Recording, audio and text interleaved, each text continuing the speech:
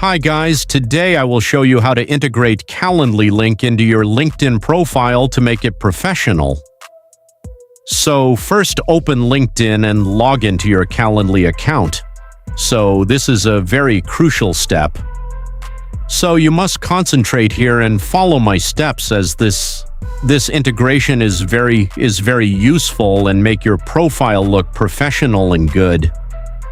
So head over to Calendly and click on Integration and Apps on the left side bar. Here it says Searching for LinkedIn. Click on the LinkedIn messaging integration and click Download for Chrome. And click on Add to Chrome and add extensions. And here you successfully added Currently into LinkedIn in a few simple steps here. So you can sign into your account and you should be good to go to use it in LinkedIn.